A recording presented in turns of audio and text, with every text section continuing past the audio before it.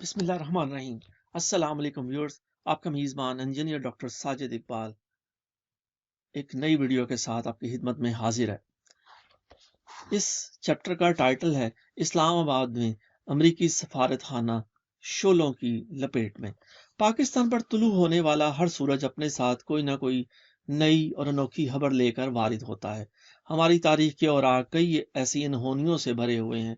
اسی طرح کا ایک دن 21 نومبر 1979 تھا۔ یہ وہ دن تھا جب صدر پاکستان غریب عوام کے ساتھ اپنے لگاؤ اور سادہ زندگی بسر کرنے کا مظاہرہ راجہ بازار راولپنڈی میں سائیکل چلا کر کرنے والے تھے۔ یہ ان کی جانب سے پاکستانی قوم کے لیے سادگی کا ایک عملی سبق تھا۔ اسی روز اسلام آباد میں امریکی سفارت خانے کی بلند و بالا عمارت شعلوں کی نظر ہو گئی۔ خبر یہ آئی کہ ارض مقدس مکہ مکرمہ میں بعض دہشت گردوں نے خدا کے گھر پر قبضہ کر لیا ہے۔ مسلمانوں کو اپنے جذبات کا اندھا دھند اظہار کرنے کے لیے بس اتنی ہی خبر کافی تھی۔ حالانکہ عالمی میڈیا یہ بار بار اعلان کر رہا تھا کہ یہ بغاوت خدا کے دین یا اس کے گھر کے خلاف نہیں، بلکہ چند سرفروں نے آل سعود کی ملوکیت کے خلاف نفرت کے اظہار کے طور پر یہ قبضہ کیا ہے، مگر ہم پاکستان کے مسلمان اس صورتحال کو سمجھنے کے لیے قطعی طور پر تیار نہیں تھے۔ فرط جذبات میں ہم قرآن کا یہ سبق بھی بھول گئے کہ خدا اپنے گھر کی حفاظت کا خود ذمہ دار ہے۔ پاکستانی مسلمان قرآن پاک کی سورہ فیل کو بھی بھول گئے تھے۔ بہرحال خانہ کعبہ پر قبضہ کرنے والوں کے بارے میں میں کوئی حتمی نہیں کہہ سکتا کہ ان کے اصل مقاصد کیا تھے، مگر صدر پاکستان نے سائیکل سواری کے دوران راجہ بازار کے فوارہ چوک میں عوام کے ایک سوال کے جواب میں کہا، خانہ کعبہ پر قبضہ سعودی عرب کے خلاف امریکی یہودی لابی کی سازش کا نتیجہ ہے۔ انہوں نے اپنی تقریر میں بعض غیر ملکی نشریات کا حوالہ بھی دیا۔ اب شاید عوام کو کسی مزید تصدیق کی ضرورت نہ تھی۔ شہریوں کا ایک سیل بے کراں شیطان کے گھر یعنی امریکی سفارت خانے کی جانب رواں دواں ہو گیا۔ امریکی بھی اس حقیقت سے اچھی طرح آگاہ ہیں، اور ہم بھی اس معاملے کو بخوبی سمجھتے ہیں کہ پاک امریکہ تعلقات کی بنیاد انتہائی نازک اور حساس ہے، اور ایک معمولی سی غلط فہمی بھی اس بنیاد کو ہلا سکتی ہے۔ یومی امریکہ کے بارے میں آپ پاکستانیوں کی رائے کبھی بھی مثبت نہیں رہی۔ خاص طور پر عالم اسلام کے بارے میں انہوں نے امریکی پالیسی کو کبھی اپنی قومی حمیت کے مطابق نہیں پایا۔ امریکہ کے بارے میں تاثر عام ہے کہ مطلب پرست، مفاد پرست اور دنیا کو اپنی مرضی سے چلانے کی خواہش رکھنے والا ملک ہے، اور اس کا سب سے بڑا ثبوت 1965 اور 1971 کی پاک بھارت جنگوں میں اس کا وہ کردار ہے جس کی یاد پاکستانیوں کو آج بھی بے چین کر دیتی ہے۔ بہرحال صدر پاکستان کے راجہ بازار میں فرمائے ہوئے ارشادات جنگل کی آگ کی طرح پورے شہر میں پھیل گئے، اور لوگ جوک در جوک امریکی سفارت خانے کی جانب بڑھنے لگے۔ عوامی رد عمل اس قدر شدید تھا کہ اس طوفان کے آگے بند ماننا بہت مشکل تھا۔ ہمارے لیے حیران کن یہ بات تھی کہ عوام کے اس سیلاب کی نہ تو کوئی رہنمائی کر رہا تھا اور نہ ہی کوئی انہیں ہدایات دے رہا ہے۔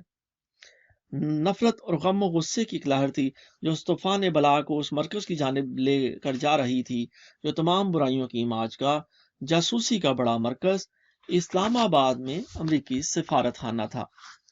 قانون نافذ کرنے والے ادارے بھی بے بس دکھائی دے رہے تھے۔ یہ کہنا مشکل ہے کہ ان کی نااہلی تھی، بے بسی تھی، یا اس کے پیچھے دوسرے عوامل بھی کار فرما تھے۔ بہرحال یہ بات یقینی تھی کہ معاملہ کنٹرول سے باہر ہو رہا تھا، اور یہ صاف ظاہر تھا کہ ایک ایسی صورتحال پیدا ہو گئی ہے جس کی ہمیں ایک بھاری قیمت ادا کرنا پڑے گی۔ عوام کا ایک بے قابو ہجوم چاروں طرف سے امریکی سفارت خانے کو گھیرے میں لے چکا تھا، اور سفارت خانے کی حفاظت پر مامور پولیس کا دستہ بھی بے بس دکھائی دے رہا تھا۔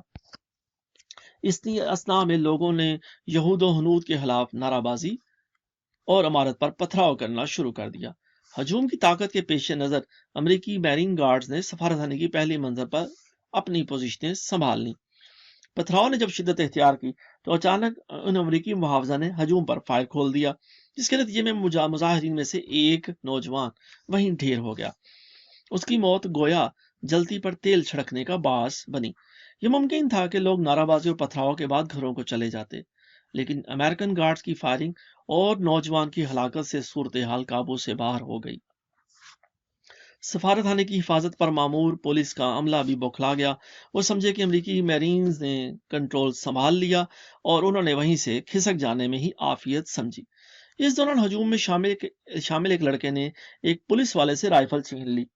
اس نے یقیناً اپنے اسکول میں 100% نمبر لے کر نیشنل کیڈٹ ٹریننگ کورس پاس کیا ہوگا۔ اس نے نشانہ باندھ کر فائر کیا۔ گولی سیدھی جا کر سفارت خانے کی عمارت کی پہلی منزل پر بیٹھے ایک امریکی میرین گارڈ کے ماتھے میں پیوست ہو گئی۔ اس پر امریکی گارڈ فوراً اپنی پوزیشنیں چھوڑ کر عمارت کے اندر غائب ہو گئے اور ہجوم دیواریں پھلانگ کر سفارت خانے کی عمارت میں داخل ہو گیا اور اس نے احاطہ میں موجود گاڑیوں کو نظر آتش کرنا شروع کر دیا، پھر عمارت کو بھی آگ لگا دی۔ اس دوران سفارت خانے کا عملہ عمارت کے اندر کسی نامعلوم جگہ روپوش ہو گیا۔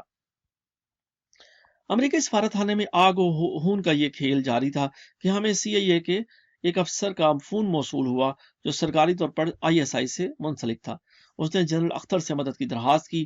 اس نے ہمیں بتایا کہ سفارت خانے کا عملہ عمارت کے تہہ خانے میں پناہ لیے ہوئے ہے اور ان کی زندگیوں کو شدید خطرہ ہے، انہیں کسی طرح وہاں سے نکالا جائے۔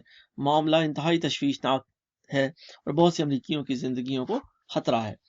جنرل اختر نے مجھے حکم دیا کہ میں وہاں خود جاؤں اور فوری طور پر انہیں مکمل صورتحال سے آگاہ کروں، یہ بھی دیکھوں کہ ان امریکیوں کو تہہ خانے سے کیسے نکالا جائے۔ انہوں نے 111 بریگیڈ کے کمانڈر بریگیڈیئر سرفراز سے بھی کہا کہ آپ ایک لمحہ ضائع کیے بغیر ان لوگوں کی جانیں بچانے کے لیے اقدامات کریں۔ بریگیڈیئر سرفراز سفارت خانے پہنچے اور سفارت خانے کی عمارت کا مکمل جائزہ لیا۔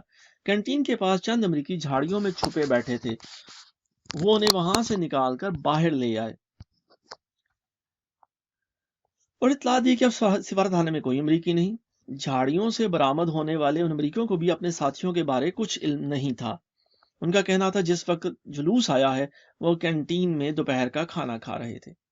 اسی اثنا میں پولیس کی بھاری نفری بھی آن پہنچی، جس نے آتے ہی آنسو گیس اور فائرنگ کا سلسلہ شروع کیا، جس کے نتیجے میں ہجوم میں سے 7 افراد مارے گئے۔ باقی ہجوم تتر بتر ہو گیا اور سفارت خانے کی عمارت خالی کرا لی گئی۔ بسیار تلاش کے باوجود پولیس کو بھی عمارت میں کسی ذی روح کا نشان نہ ملا۔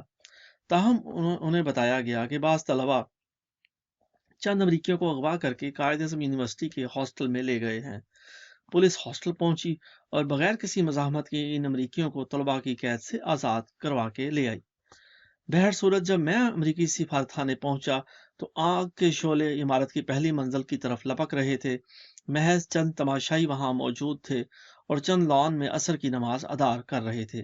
دمیال ایئر بیس سے آرمی ایویشن کے 2 MI-8 ہیلی کاپٹر فضا میں چکر لگا رہے تھے، انہیں بھی لاپتہ امریکیوں کی تلاش تھی۔ میں نے سفارت خانے کی عمارت کا چکر لگایا اور تہہ خانے کا رستہ تلاش کرنے لگا۔ یہ بھی ایک اتفاق تھا کہ امریکی سفارت خانے میں جانے کا یہ میرا پہلا موقع تھا۔ میرے قریب کھڑے ایک شخص نے جو مجھے بے چینی کے عالم میں کچھ تلاش کرتے ہوئے دیکھ رہا تھا مجھ سے پوچھا آپ کیا ڈھونڈ رہے ہیں؟ میں نے جب اس سے اس کی شناخت پوچھی تو اس نے بتایا کہ میں سفارت خانے کا ایک پاکستانی کارکن ہوں۔ میں نے اس سے پوچھا کیا تہہ خانے کا رستہ کدھر ہے اور کیا عمارت میں کچھ افراد پھنسے ہوئے ہیں؟ اس نے جواب دیا ہم اپنے کام میں مصروف تھے، باہر سے شور و غل کی آوازیں آ رہی تھیں، مگر ہم نے ان نعروں کا کوئی نوٹس نہیں لیا اور کام میں مشغول رہے۔ اسی اثنا میں کھانے کا وقفہ ہو گیا، کچھ لوگ کھانے کے لیے کینٹین کی طرف چلے گئے، کچھ لوگ نماز کے لیے تہہ خانے میں آ گئے، جسے پاکستانی عملے کے لیے مسجد کے طور پر محسوس کیا گیا ہے۔ کچھ کارکن اپنے کام میں مشغول رہے، پھر کچھ دیر بعد ہم نے فائرنگ کی آواز سنی۔ اچانک ہمارے کچھ امریکی ساتھی افراتفری کے عالم میں یہاں آئے اور کمرے میں دھوئیں کے بم پھینک کر انہوں نے کمرے مکفل کر دیے اور خود واپس اوپر بھاگ گئے۔ پاکستانی سٹاف کو چونکہ سیکیورٹی وجوہات کی بنا پر اوپر جانے کی اجازت نہیں، اس لیے ہم باہر کو دوڑے اور لان میں جمع ہو گئے۔ عملے کے امریکی کارکن نے نہ تو ہمیں کوئی ہدایات دیں اور نہ ہی ہماری زندگیاں بچانے کی ذمہ داری قبول کی۔ وہ جو لوگ تہہ خانے میں نماز ادا کر رہے تھے باہر نکلنے سے معذور تھے، کیونکہ تہہ خانے کا دروازہ باہر سے مقفل کر دیا گیا تھا۔ وہ اندر ہی سے چیخو پکار کرتے رہے اور دروازہ کھٹکھٹاتے رہے، مگر ان کی آواز سننے والا کوئی نہیں تھا۔ تہہ خانے کا روشن دان بھی خاصی اونچائی پر تھا۔ انہوں نے ایک دوسرے کے کندھوں پر چڑھ کر باہر جھانکا، مدد کے لیے پکارا اور خوش قسمتی سے لوگوں کی توجہ اپنی طرف مبذول کرانے میں کامیاب ہو گئے۔ ہجوم میں کچھ لوگوں نے جب اپنے پاکستانی بھائیوں کو اس مصیبت میں دیکھا تو انہوں نے سریوں سے روشن دان کے شیشے توڑے، بمشکل ان لوگوں کو باہر نکالا جنہیں امریکیوں نے وقت اور قسمت کے رحم و کرم پر چھوڑ دیا تھا۔ ہمیں علم نہیں ہے کہ ہمیں تہخانے میں بند کر کے امریکی عملہ کہاں چھپ گیا ہے۔ یہ تفصیل سنانے کے بعد اس شخص نے مجھے وہ ٹوٹا ہوا روشن دان بھی دکھایا جہاں سے یہ لوگ باہر آئے تھے۔ میں نے فوری طور پر ڈی جی کو اطلاع دی کہ تہخانے میں کوئی امریکی نہیں۔ آپ سی آئی کے افسر سے کہیں کہ اگر وہ ہماری مدد چاہتا ہے تو ہمیں بتائے کہ امریکی کہاں چھپے ہوئے ہیں۔ حیرت کی بات ہے کہ کسی امریکی افسر کو کچھ معلوم نہیں تھا اور نہ ہی اس کا کسی سے کوئی رابطہ تھا۔ وہ برطانیہ کے سفارتخانے میں بیٹھے صرف قیاس آرائیاں کر رہا تھا اور مدد پکار رہا تھا۔ میری ذاتی رائے ہے کہ امریکیوں نے اس قسم کی صورتحال سے نمٹنے کے لیے کوئی منصوبہ بندی ہی نہیں کی تھی اور یہ واقعہ امریکیوں کی انتظامی اور اعصابی نظام کی ناکامی کی بدترین مثال تھا۔ میں نے ڈی جی صاحب سے کہا، اب یہاں کسی قسم کا کوئی خطرہ نہیں ہے، آپ سی آئی کے آفیسر سے کہیں کہ وہ آئے، اس کی حفاظت کی میں ذمہ داری لیتا ہوں۔ ڈی جی نے افسر رابطہ کو پیغام دیا اور خود بھی سفارت خانے آ گئے۔ سی آئی اے کا امریکی افسر جب آیا تو وہ خوف سے کانپ رہا تھا۔ ہم تینوں سفارت خانے کی حدود میں داخل ہوئے تو ہم نے عمارت کی دوسری منزل پر لوہے کا ایک دروازہ کھلتا ہوا دیکھا۔ یہاں چھپے ہوئے کچھ امریکی یکے بعد دیگرے باہر آنا شروع ہوئے۔ ہم نے لکڑی کی سیڑھی دیوار کے ساتھ لگائی اور اس کے ذریعے تمام امریکیوں کو عمارت سے باہر لے آئے۔ ان کے ساتھ پاکستانی طالب علم کی گولی کا نشانہ بننے والے بد نصیب گارڈ کی تلاش بھی تھی۔ ان امریکیوں میں چند عورتیں بھی تھیں۔ انہوں نے ہمیں بتایا کہ عمارت پر حملہ ہوتے ہی ہم نے خود کو عمارت کی اوپر والی منزل میں واقع اسٹرانگ روم میں بند کر لیا تھا اور اس کے بعد ہمیں کچھ پتہ نہیں کہ باہر کیا ہوتا رہا۔ اسٹرانگ روم سے باہر نکلنے کا فیصلہ ہم نے اس وقت کیا جب نچلی منزلوں کو لگی ہوئی آگ کے شعلوں کی تپش ہمارے پاؤں کے تلووں کو گرم کرنے لگی۔ پھر ہم اسٹرانگ روم سے باہر آ گئے اور اگر وہ دیر کر دیتے تو اسٹرانگ روم کا لوہے کا دروازہ گرمی سے پگھل جاتا اور پھر شاید کھل نہ سکتا اور وہ چیخو پکار کرتے کرتے مالک حقیقی سے جا ملتے۔ عملے کے ارکان کی گنتی کی گئی تو ایک امریکی کم نکلا۔ موقع پر موجود اے ایس پی ملک آصف حیات نے بتایا، جب میں کنٹین وغیرہ سے امریکیوں کا انخلا کر رہا تھا تو میں نے ایک کمرے میں ایک امریکی کو دیکھا تھا جو میرے اصرار کے باوجود کمرے سے باہر نکلنے کو تیار نہ تھا۔ ہم اے ایس پی صاحب کے پیچھے اس کمرے کی طرف بھاگے مگر افسوس وہاں ایک اور جلی ہوئی لاش ہماری منتظر تھی۔ اس واقعے کے نتیجے میں 2 امریکی اور 2 پاکستانی کارکن جنہیں ان کے آقا کمرے میں بند کر کے بھاگ گئے تھے اور ان کے علاوہ 7 پاکستانی مظاہرین اپنی جانیں گنوا بیٹھے۔ اس سارے واقعے کی ذمہ داری پاکستان پر کس حد تک عائد ہوتی ہے اور خود امریکی اس کے کس حد تک ذمہ دار ہیں، اس کا اندازہ لگانا کچھ مشکل نہیں۔ اگر امریکی میرین گارڈ گولی نہ چلاتا تو جانی اور مالی نقصان اس قدر نہ ہوتا۔ جلوس نعرے لگا کر اور پتھراؤ کر کر منتشر ہو جاتا، نہ آگ لگتی اور نہ ہی قیمتی جانوں کا ضیاع ہوتا۔ زیادہ سے زیادہ کچھ گاڑیاں جلا دی جاتی یا توڑ دی جاتی۔ افسوس کا پہلو یہ ہے کہ جس واقعہ کی ذمہ داری واضح طور پر امریکنوں پر عائد ہوتی ہے اس کی پاداش میں پاکستان کو 540 ملین روپے، آدھے پاک کرنسی میں اور آدھے امریکی ڈالر میں امریکی حکومت کو ادا کرنا پڑے۔ امریکی سفارتکاروں سے آج تک کسی نے نہیں پوچھا کہ انہوں نے اپنے پاکستانی عملے کو یوں بے یار و مددگار کیوں چھوڑ دیا تھا اور ان کو کس جذبے کے تحت موت کے منہ میں دھکیل دیا تھا۔